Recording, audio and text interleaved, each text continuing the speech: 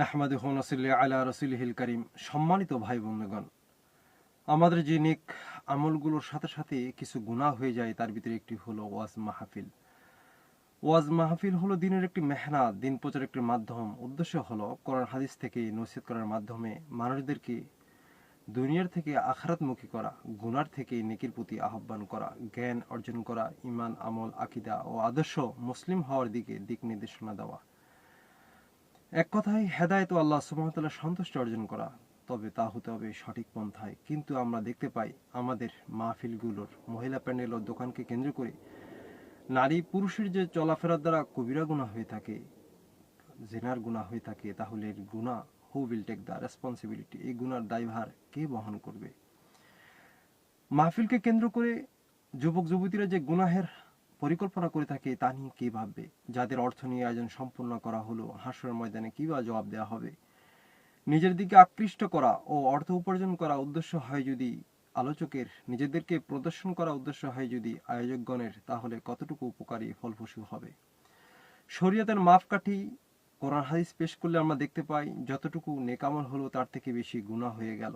তাহলে আমাদের আয়োজকগণের এই বিষয়ে জ্ঞান থাকুক বা নাই থাকুক, আমরা দায়বদ্ধতায় থাকছি এবং গুনাহের এক অংশ আমরা বহন করছি। সুতরাং কোরআন হাদিস শোনার ক্ষেত্রে সঠিক পন্থা অবলম্বন করা জরুরি। আমার খেয়াল একটি পন্থা এমন হতে পারে যে জাঁকজমকবিহীন মহিলা প্যান্ডেল ছাড়া এই আয়োজন করা যেতে পারে। আমলি ওলামা হযরতগণ আসর থেকে শুরু করে রাত মাগরিব পর্যন্ত, মাগরিব থেকে শুরু করে রাত ৯টা-১০টা পর্যন্ত আলোচনা করতে পারেন এবং তারপরে ইশার সালাত আদায় করার মাধ্যমে এই আয়োজন সমাপ্ত করা যেতে পারে।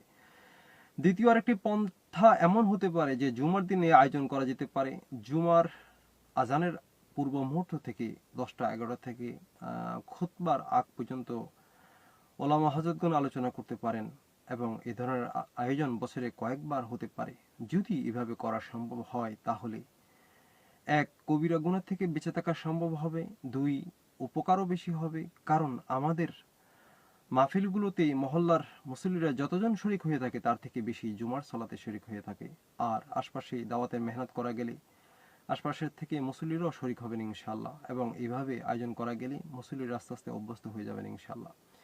তৃতীয়ত, মাত্র কয়েক ঘন্টার মাহফিলকে কেন্দ্র করে যে ব্যয়বহুল খরচ, অপচয়ের গুনাহ থেকে বেঁচে থাকা সম্ভব হবে।